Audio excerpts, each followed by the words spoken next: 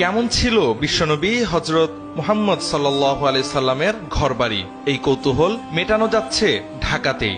ধানমন্ডির লেকের পাড়ে দেখা যাচ্ছে মহানবীর ঘর, আসবাবপত্র, তাঁবু ও মসজিদ। কাঁচামাটির দেয়াল, খেজুর পাতার ছাউনি, কূপ, বাঁশের সিঁড়ি এবং প্রাচীনকালের নিত্য ব্যবহার্য সামগ্রী ব্যবহার করে তৈরি হয়েছে 1400 বছর আগের জীবন্ত আরব।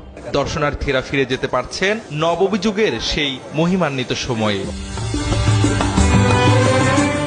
ঢাকার ব্যস্ত জীবনের মাঝখানে এক টুকরো নববী ইতিহাস জীবন্ত হয়ে উঠেছে ধানমন্ডি লেকপাড়ে। মসজিদুত তাকওয়ায় চলছে 3 দিন ব্যাপী ব্যতিক্রমী আয়োজন সিরাত উৎসব। বইয়ের পাতা বা ধর্মীয় বক্তৃতার গণ্ডি ছাড়িয়ে দর্শনার্থীরা দেখতে পাচ্ছেন 1400 বছর আগের আরব সমাজ ও রাসূলুল্লাহ সাল্লাল্লাহু আলাইহি সাল্লামের যুগের জীবনের বাস্তব প্রতিচ্ছবি। বিশেষ আকর্ষণ হিসেবে রাখা হয়েছে ফাতেমা রাদিয়াল্লাহু তাআলা আনহা এর ঘরের আদলে নির্মিত একটি কক্ষ, যা সরলতা আর পরিমিত জীবনের এক অনন্য নিদর্শন হিসেবে উপস্থাপিত। পাশাপাশি রয়েছে আম্মাজান আয়েশা রাদিয়াল্লাহু তাআলা আনহা সহ উম্মুল মুমিনিনদের ঘর, যা মাটির দেয়াল ও প্রাকৃতিক উপাদানে তৈরি করে তুলে ধরা হয়েছে নবীজির জীবনের আত্মিক অধ্যায়। প্রদর্শনীতে দর্শনার্থীদের চোখ পড়বে নবীজির মিম্বারের আদলে নির্মিত একটি স্থাপনা, যা স্মরণ করিয়ে দেয় ইসলামী দাওয়াত ও রাষ্ট্র গঠনের সূচনা লগ্নকে। সবচেয়ে বড় বিষয় হচ্ছে এসব কিছু বানানো হয়েছে হাদিসের ভাষ্য অনুযায়ী। সিরাত নিয়ে যারা ন্যূনতম পড়াশোনা ও জানাশোনা রাখেন, তারা এই দৃশ্য দেখে আপ্লুত হচ্ছেন। এবার একটি নতুন ইভেন্ট যুক্ত হয়েছে, এটার নাম আমরা দেখেছি চোখে দেখা নবীজির সিরাত। সিরাতের অনেক বর্ণনা আমরা পাই কিতাবের ভাষায়, কিতাবের পাতায়। সেখানে আমরা নবীজির ঘর কেমন ছিল তার চিত্র পড়ি, মসজিদে নববী কেমন ছিল তার চিত্র অধ্যয়ন করি, আমাদের আয়েশার ঘরটা কেমন ছিল সেটা আমরা অধ্যয়ন করি।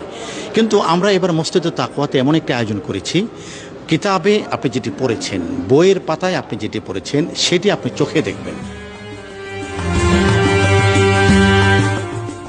আমরা হাদিসের ভাষায় যেভাবে রসুলের সিরাতটা পড়েছি, অধ্যয়ন করেছি, এবং শামাইলে তিরমিজির মধ্যে যেভাবে আমরা হাদিসের ভাষা অনুযায়ী আল্লাহ রসুল সাল্লাল্লাহু সাল্লামের রওজা মুবারক কেমন ছিলেন, আল্লাহ রসুল সাল্লাল্লাহু সাল্লামের মিম্বার কেমন ছিল, আম্মাজান ফাতেমা রাদিয়াল্লাহু তাআলা আনহার ঘরটা কেমন ছিল, এবং কি আরবের কূপগুলো কেমন ছিল, সেইটা আমরা হাদিসে পড়েছি। সেটা বাস্তবিকভাবে তাকওয়া সোসাইটি যে এত সুন্দর একটা আয়োজন করছে, যে একবারে হাদিসের নমুনায় হুবহুব তারা সর্বোচ্চ চেষ্টা করেছে হুবহুব নমুনাটাকে মানুষের সামনে পেশ করা।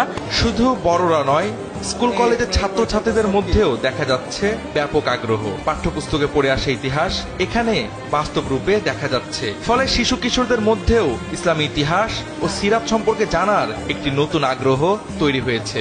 অনেক প্রতিষ্ঠান থেকে দলগতভাবে শিক্ষার্থীদের নিয়ে আসা হচ্ছে প্রদর্শনী ঘুরে দেখাতে। আমার যে নবীজিদের বই সেগুলো পড়ে নবীজের জীবন কাহিনী জানতাম, বাট আমি কখনো চোখের সামনে উদাহরণগুলো দেখিনি।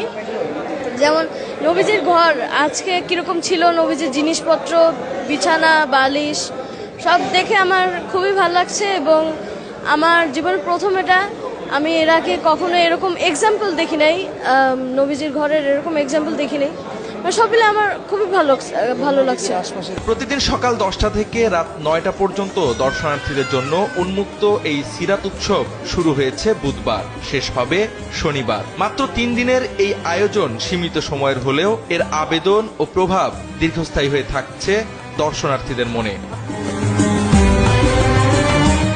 এই সিরাত উৎসব আয়োজনের মূল বার্তা হলো নবীজির সিরাত কেবল ইতিহাস নয়, এটি হলো জীবনের পথ নির্দেশ। প্রতিটি মানুষ তার জীবনে এই আদর্শকে ধারণ ও অনুসরণ করলেই সমাজে ফিরে আসবে সেই শান্তি, সেই মানবতা, যা প্রিয় নবী প্রতিষ্ঠা করে গেছেন 1400 বছর আগেও।